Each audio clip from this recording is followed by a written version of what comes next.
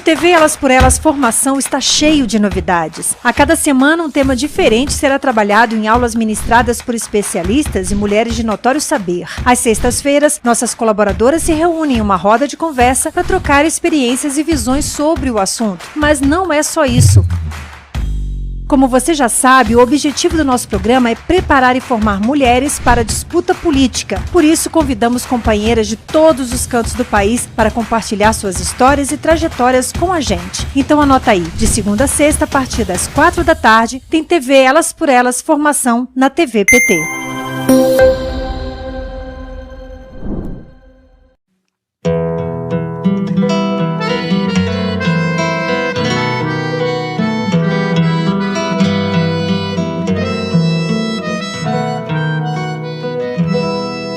O lugar que é bom pra mim é onde eu quiser estar. A estrela ainda brilha, ela é quem vai me guiar. Ser guerreira é minha sina, batalhando pra vencer. Tenho voz pra ser ouvida, tenho sonhos pra viver. Não vão mais conseguir me anular, me calar. Ninguém vai me impedir de cantar e lutar. Seja em casa, no campo, na rua ou na praça. Chega de mordaça, agora eu vou falar. Porque eu sou mulher pra fazer acontecer. Eu sou uma delas, são elas por elas, ocupando os espaços de poder. Hoje é dia de roda de conversa no TV Elas por Elas Formação e o tema desta semana é trabalho e desemprego. Participam do programa a economista, professora e pesquisadora do Centro de Estudos Sindicais e Economia do Trabalho da Unicamp, Marilane Teixeira, a secretária-geral da CUT, Carmen Foro, e a membra do setor de gênero do MST, Lucinéia Freitas. A mediação é da professora Selma Rocha. Eu passo, então, a primeira questão para a nossa conversa de hoje. Eu gostaria de convidar a Lucinéia, a Carmen e a Marilane a comentar 3 problemas, que são muito complexos, eu sei, mas inspirada nas aulas da Marilane, eu levantaria 3 questões para a nossa reflexão. A primeira é como está, qual é o impacto da situação de desemprego nas diferentes regiões do país, né? No campo, na cidade, nas regiões ribeirinhas, como é que vocês avaliam isso hoje?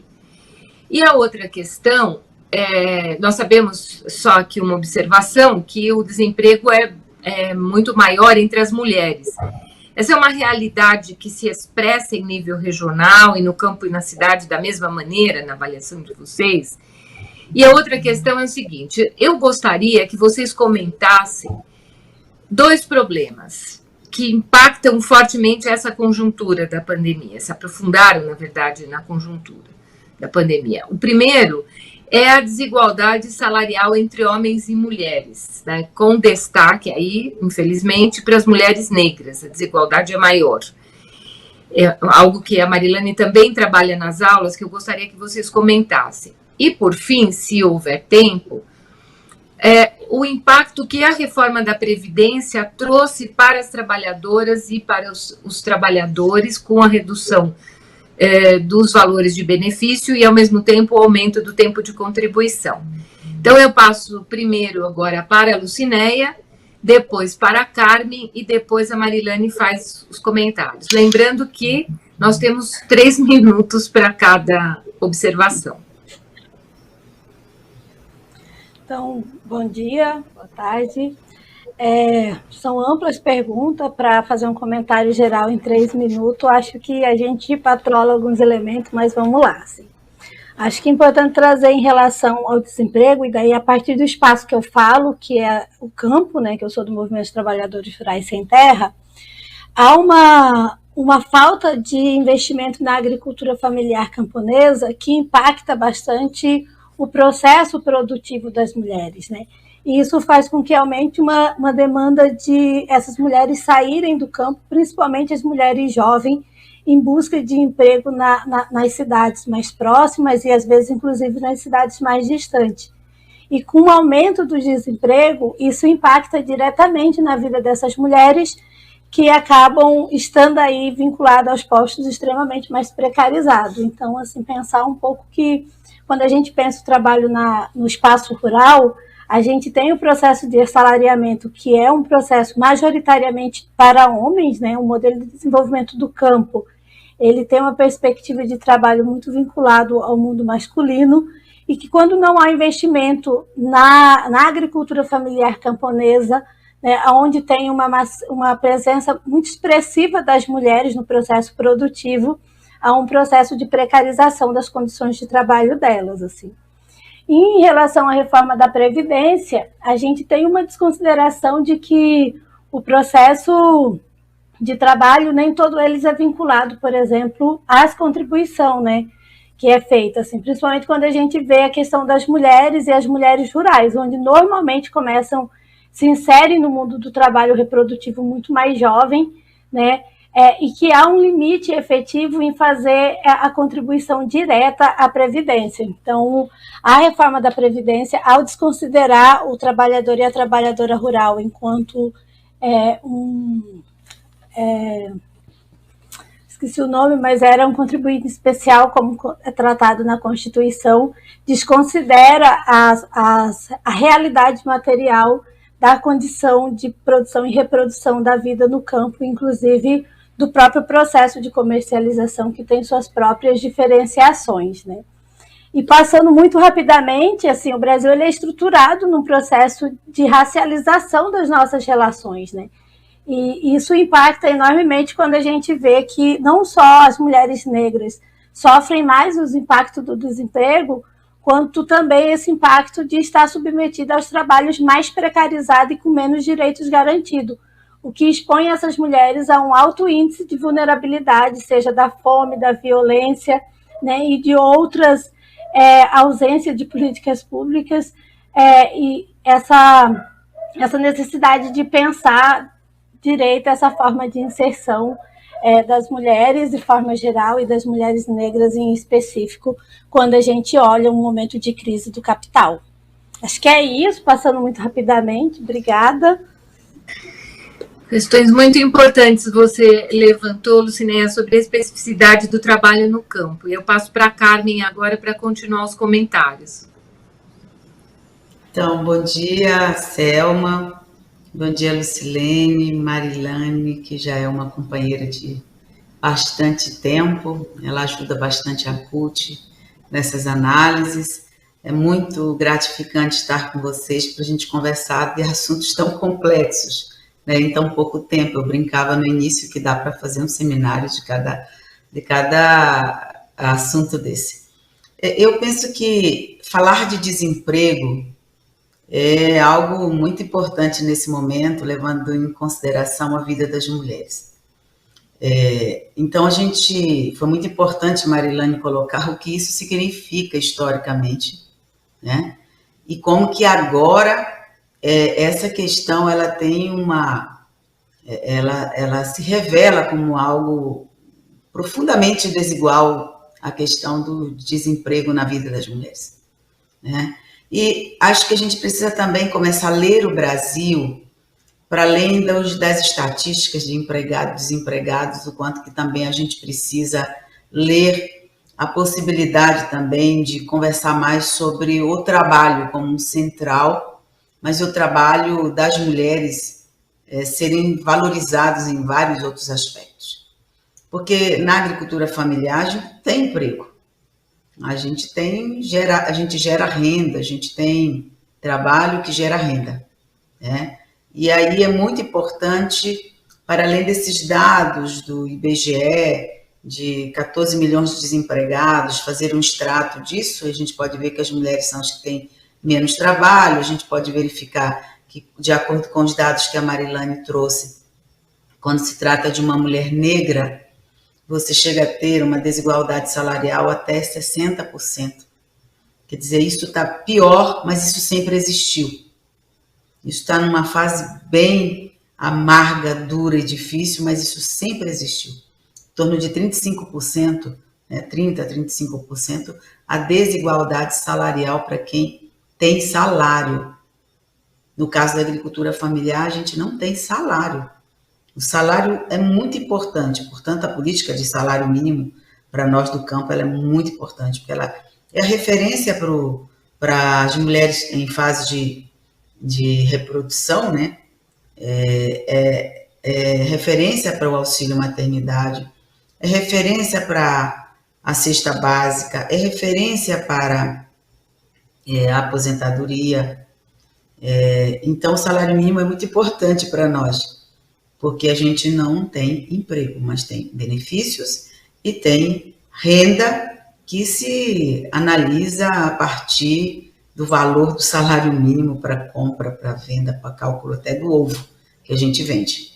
Então, acho que a gente precisa ver essa questão do trabalho, né, do valor do trabalho para as mulheres, da renda, em vários outros lugares, para além dos empregos que são muito mais urbanos do que rural, na grande maioria, mas que há uma história sobre emprego das mulheres. Eu acho que isso é muito importante a gente fazer essa análise agora, né? As mulheres negras estão nos piores postos de trabalho, quando a gente pensa, e nessa pandemia muito mais. Acho que é importante dizer isso. Obrigada, Carme. Marilane, o que você nos diz diante desses comentários? Ok.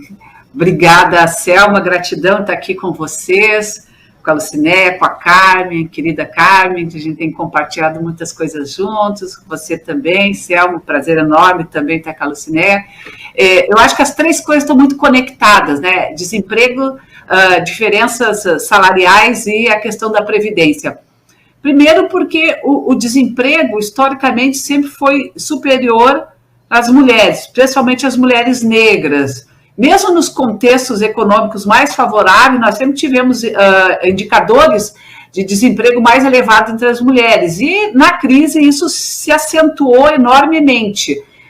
Por exemplo, esses dados de que 30% das mulheres negras desempregadas permanecem durante mais de 2 anos procurando um trabalho é uma sinalização muito clara dessa dificuldade que as mulheres já enfrentam em voltar a se reinserir. E quando se reinsere em condições muito mais desfavoráveis, em trabalhos mais precários, em trabalhos mais vulneráveis, que justamente impõem salários menores. E aí aumenta ainda mais a diferença salarial entre homens e mulheres. Então, as mulheres que conseguem retomar o mercado de trabalho, depois de um longo período de afastamento do mercado de trabalho, justamente se inserem com um patamar menor na comparação, inclusive, com os homens, e vamos dizer, esse aumento, esse período maior, numa condição de desemprego, essa condição de voltar ao mercado de trabalho com salários menores, com rendimentos muito mais inferiores na comparação com os homens, pressupõe também que o processo de acesso à previdência social, o acesso ao benefício quando estiver na idade da aposentadoria, também vai ser dificultado, porque esse período que ela permaneceu desempregada por um longo tempo, ele não conta para a aposentadoria. E quando ela retorna com salários menores, a contribuição também é menor e, portanto, isso também vai ter um efeito sobre a aposentadoria, que, no caso da reforma da Previdência, isso, vamos dizer, se amplificou de forma muito acentuada. Vou dar só uma comparação. Comparando agosto de 2021 com agosto de 2018, ou seja, período de 4 anos, as mulheres, o número de mulheres que solicitaram benefício em agosto de 2021 foi de 44.770 mulheres urbanas e rurais. Em agosto de 2018, havia sido 63 mil. Então, num período de 4 anos, período da reforma da Previdência, houve uma queda de pelo menos praticamente 40% do número de mulheres que solicitaram um benefício, certamente em decorrência das mudanças da regra. Da mesma forma, em relação à comparação do valor do benefício agora, recebido em agosto de 2021, na comparação com agosto de 2018, além do valor nominal ter sido reduzido, na comparação com os homens, ele caiu. Ele correspondia a 76% do benefício dos homens em 2018 e hoje corresponde a 74% do benefício dos homens na comparação com o período anterior. Ou seja, diminuiu o valor nominal e ainda por cima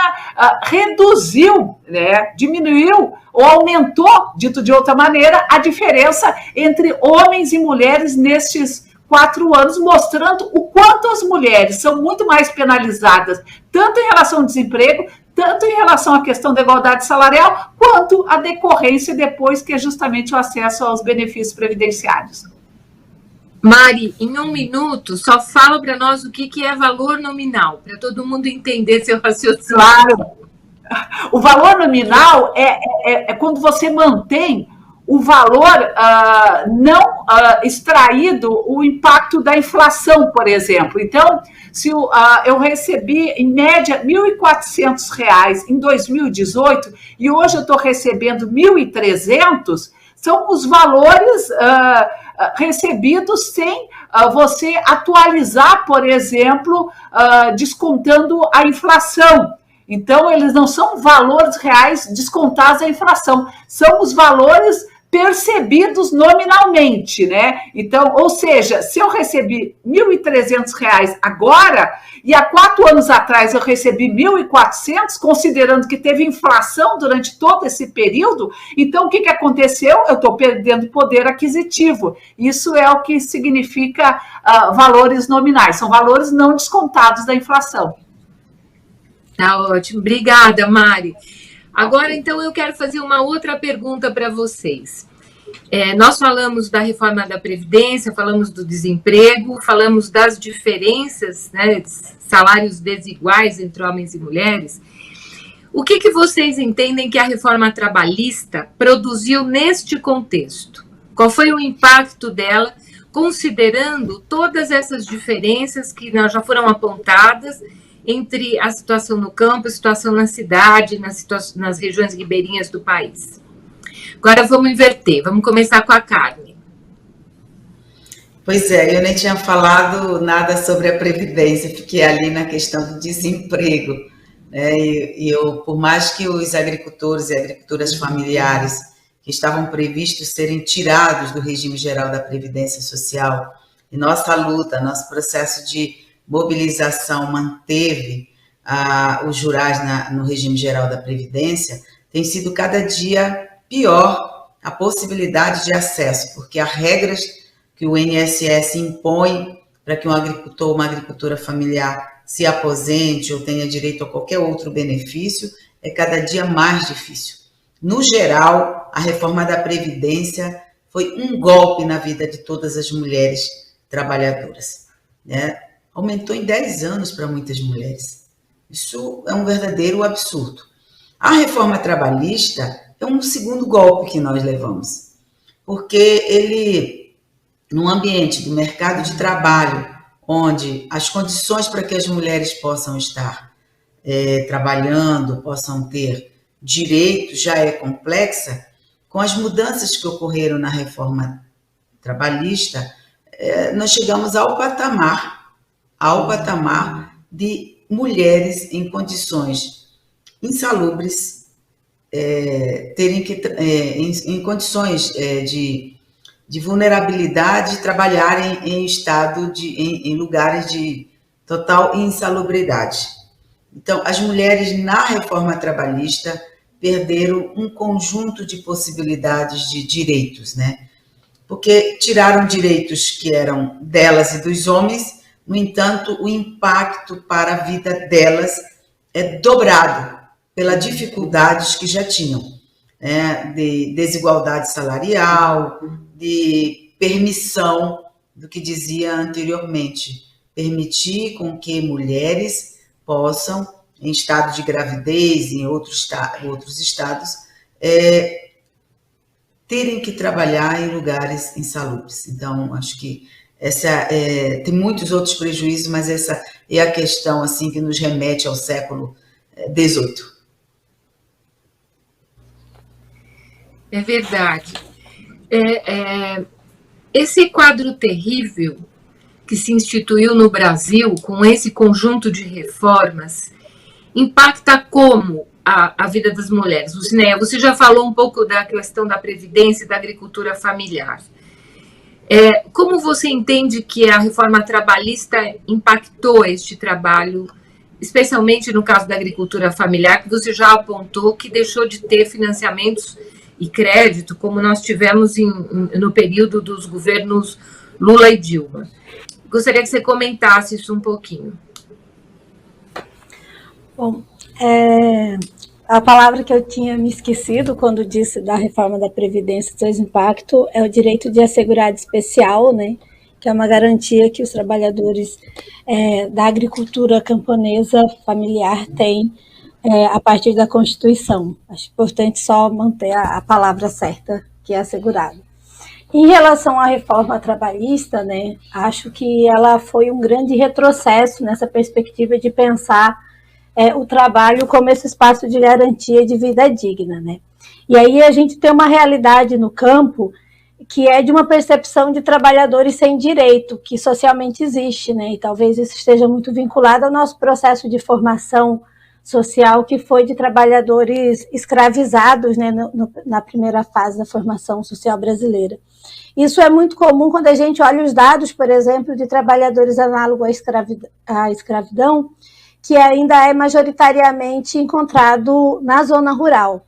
Então, se a gente já tinha um quadro de trabalhadores precarizados, né, com alto índice de incidência, né, de trabalho análogo à escravidão, e a gente ainda tem uma reforma trabalhista como essa, que retira toda a base de direito que era garantida, isso vai impactar profundamente a organização e a vida desses setores, assim, daí com grande impacto sobre os trabalhadores e as trabalhadoras de forma geral, mas principalmente sobre as mulheres. E daí aqui eu quero destacar um elemento, por exemplo, que é a questão do uniforme, né?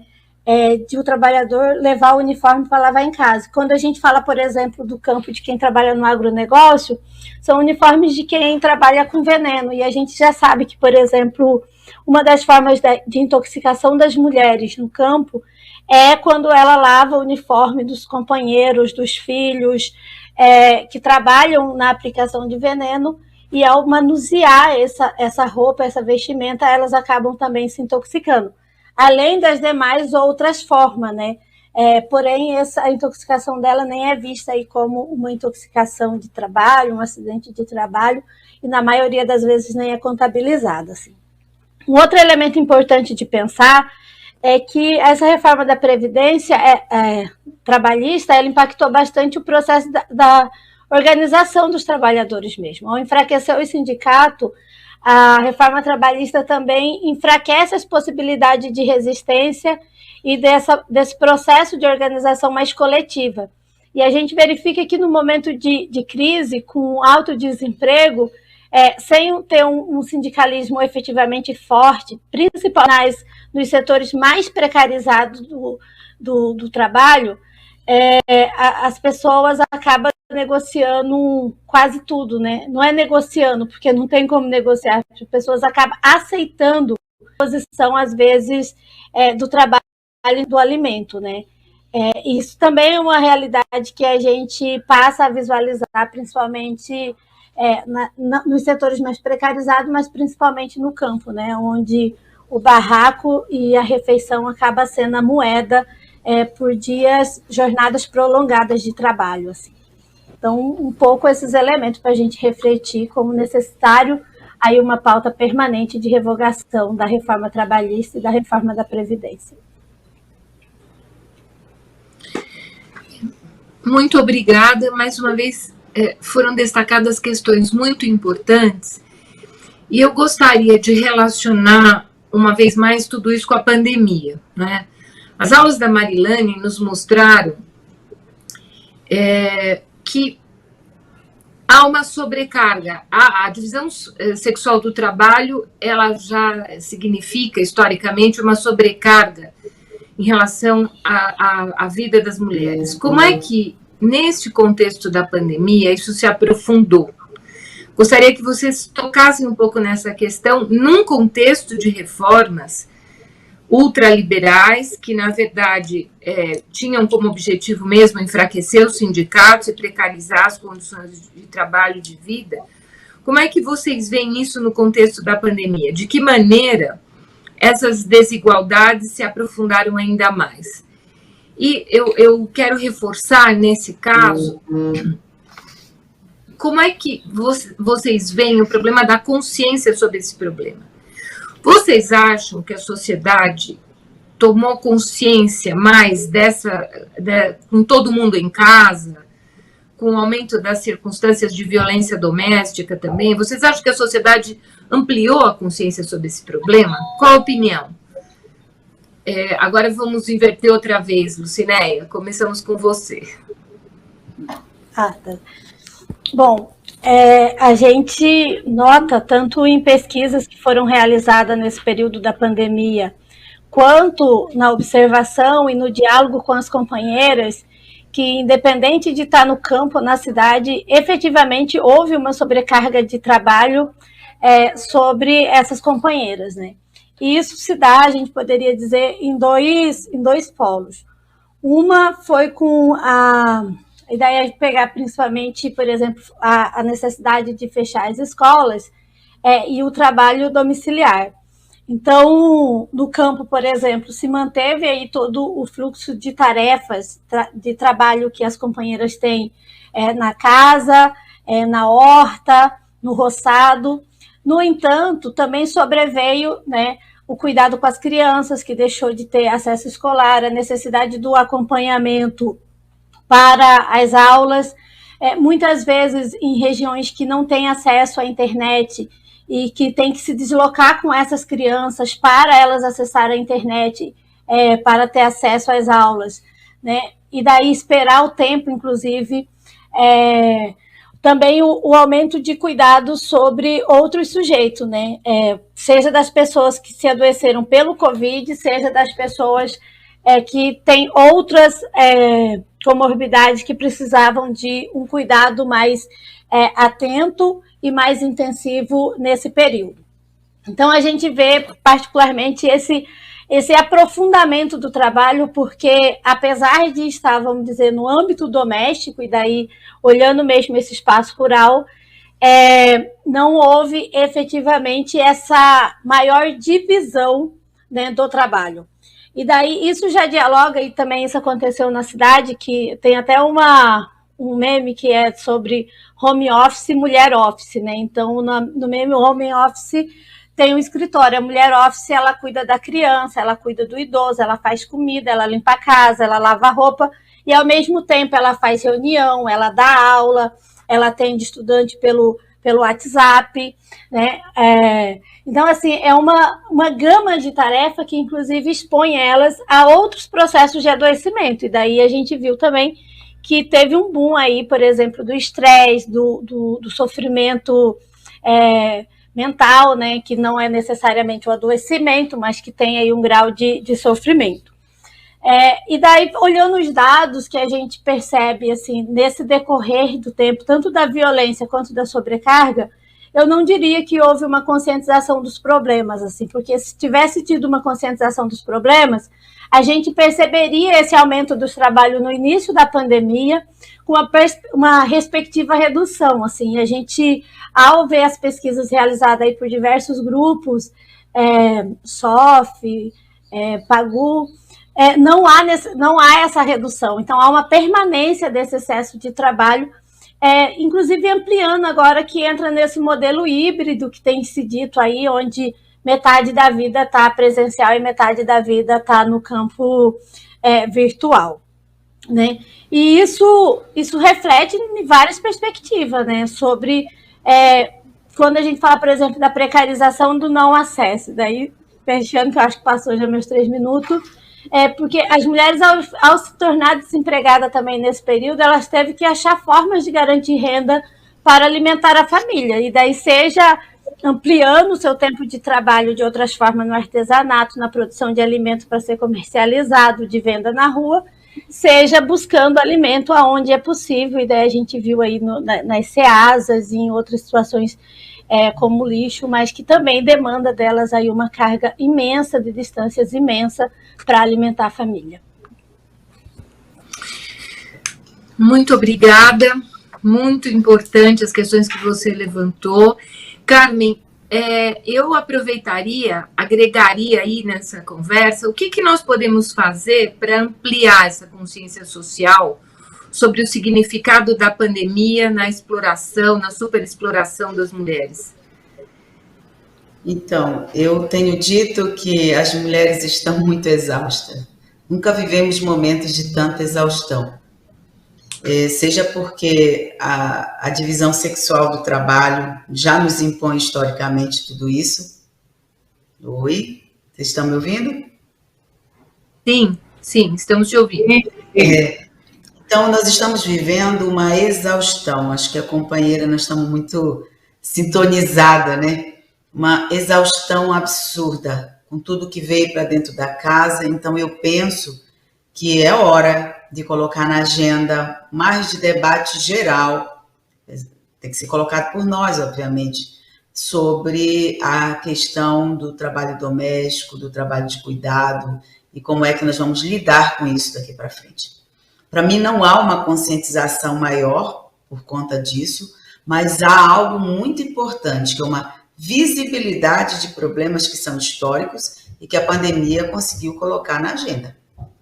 Todo mundo sabe, está expresso as pesquisas de que nós estamos trabalhando, estamos exaustas muito mais do que antes, por conta da pandemia, do home office dessa nova forma de trabalho. Acho que há uma constatação e há uma visibilidade e está na hora da gente colocar numa agenda de luta. Nós nunca tivemos tanta oportunidade de colocar isso numa agenda de luta como nós estamos tendo agora, que é o trabalho doméstico, o trabalho de cuidado. A segunda questão, acho que também, evoluindo um pouco mais do que a companheira colocou, que o nosso tempo é pequeno, mas essa coisa do adoecimento mental. Ela precisa ser cuidada, tem que estar na agenda de luta nossa para o próximo período. E algo que nós, mulheres rurais, já vivíamos há muito tempo, acho que está sendo colocado numa agenda da cidade, que é o produtivo e o reprodutivo ao mesmo tempo. Ao mesmo tempo que se cuidava da roça, se cuidava da casa, se cuidava de tudo, né? Vinha para um ambiente geral. Eu acho que as mulheres mais urbanas estão vivenciando o que nós vivenciávamos de forma muito mais presente no campo brasileiro. Então, eu penso que os temas estão saltados aos olhos de todo mundo. Hoje não é mais possível cometer as atrocidades do racismo, que não esteja mais tão visível. Então, nós temos, apesar de todas as dificuldades, uma grande oportunidade de pegar essas questões e transformar em políticas, em debates na sociedade. A sociedade não aprendeu, nós temos que colocar na agenda o quanto esses temas são importantes e nós temos uma oportunidade de colocar na nossa agenda de luta o trabalho doméstico, o trabalho de cuidado, o quanto o reprodutivo e o produtivo estão muito interlaçados agora, de forma mais visível. Mari, nesses poucos minutos, eu gostaria de pedir a você que também nos desse uma pista sobre uma outra questão que está muito entrelaçada com o que a Lucinéia colocou e a Carmen colocou. Essa visibilidade também pode nos ajudar a pensar um outro modelo de sociedade, uma outra forma de relação com o trabalho doméstico. Como é que você vê isso? Uhum. Eu acho que sim, Selma, sem dúvida nenhuma. Acho que, claro, a pandemia ela teve o mérito, se é que se pode falar, né, de trazer, vamos dizer, para o espaço público uma dimensão que foi historicamente negligenciada, né? que é o cuidado com a família e o trabalho doméstico, como sendo tarefa privada. Agora, claro que essa visibilidade, ela necessariamente não corresponde a um reconhecimento social, porque o reconhecimento social é mudanças, né? Mudanças tanto do ponto de vista de comportamentos, mas também de medidas que podem provocar alterações nessa forma como se distribui o trabalho reprodutivo. Acho que nós temos uma tarefa muito importante, que é de colocar a vida no centro. E acho que a pandemia nos ensinou isso, que a vida está em primeiro lugar, a segurança está em primeiro lugar.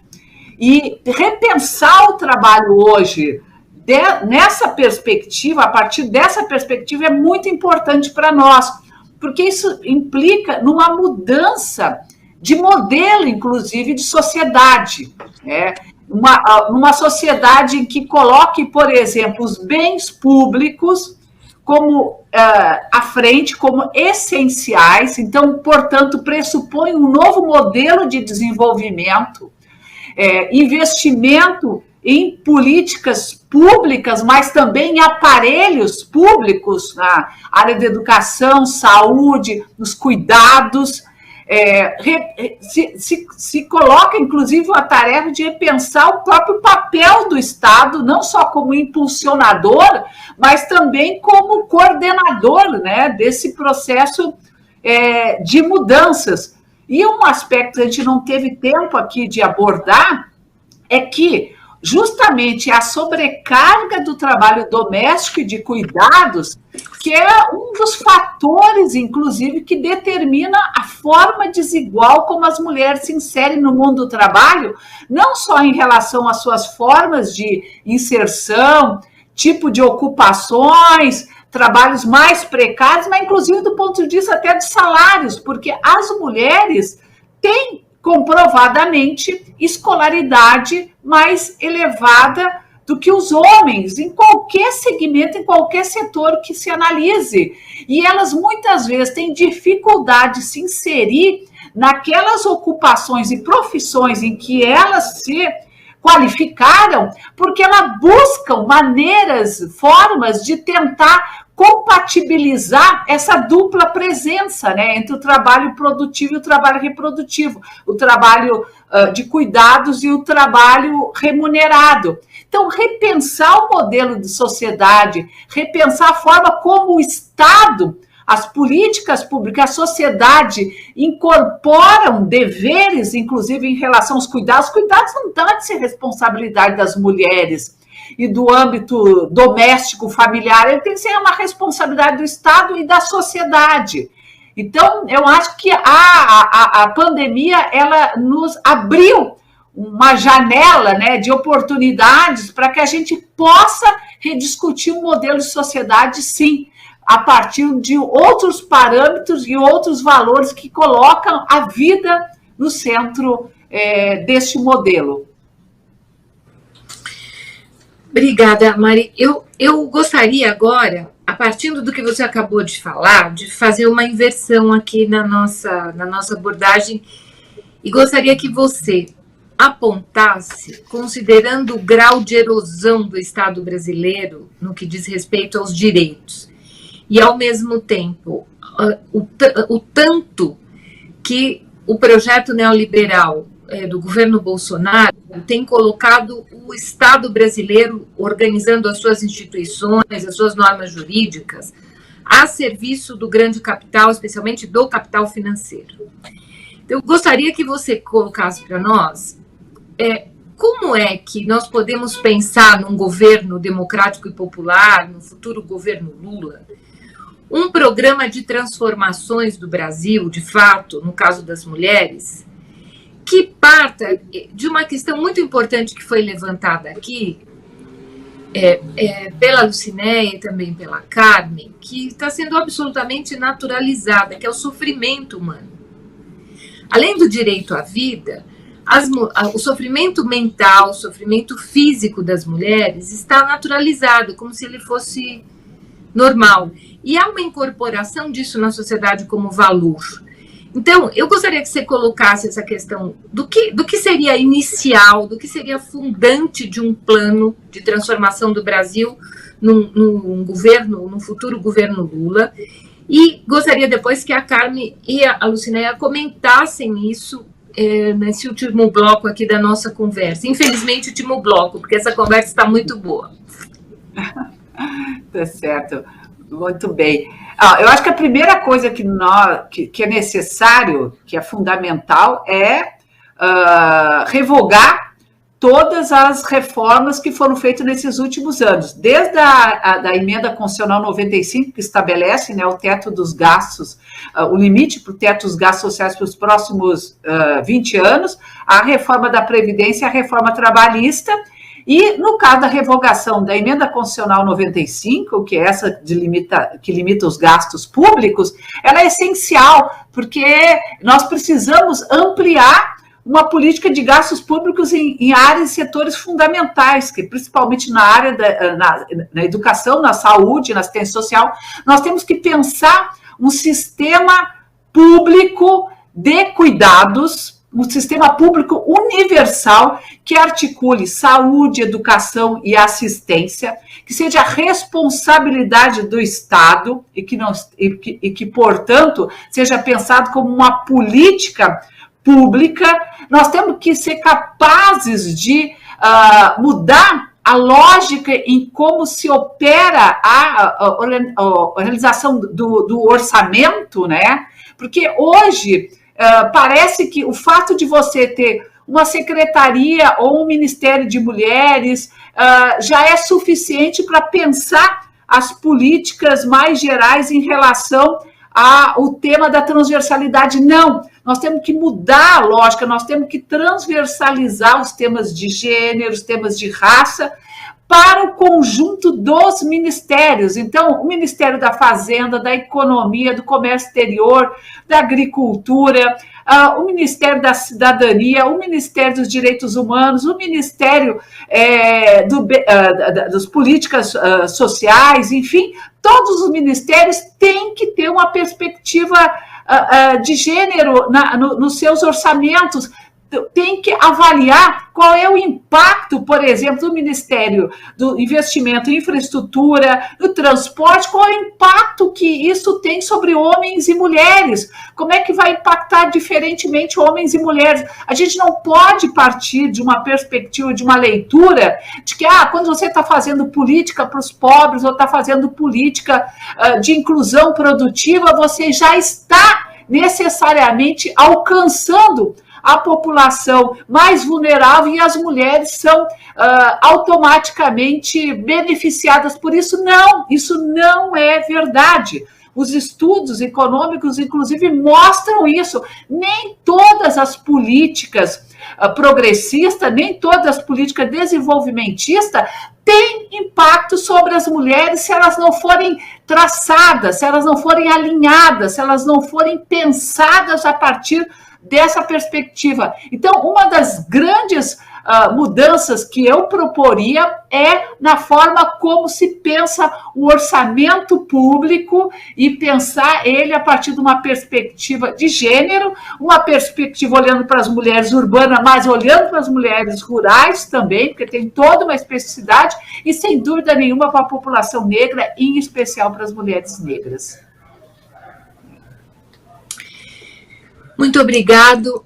Eu acho que esse debate foi de uma riqueza enorme. Ele aprofundou várias questões e abordou de um outro jeito também várias questões das aulas realizadas pela Marilane. Eu quero convidar a todos, a todas que não assistiram às aulas ainda, que possam assistir. E quero sugerir a vocês também que aproveitem essas aulas, não só para o enriquecimento individual, mas para conversas com outras mulheres do partido e que essas conversas alimentem nos territórios onde cada uma vive, conversas com as mulheres para que além da compreensão dos problemas, da consciência dos problemas, nós consigamos pensar também a participação das mulheres em termos de organização e atuação política em cada local de trabalho, em cada território. Acho que essas conversas devem favorecer, apesar de todas as limitações, de todo o sofrimento, de todas as questões que nós conversamos aqui, elas ajudam a que os problemas deixem de ser opacos, que eles sejam visíveis, e dessa maneira contribuam também para que nós nos coloquemos a questão da organização.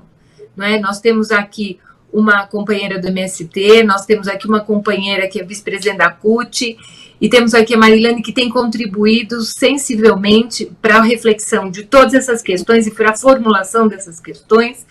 Então, esperamos que esse programa, esse debate de hoje ajude e alimente a reflexão em cada lugar, em cada espaço de trabalho.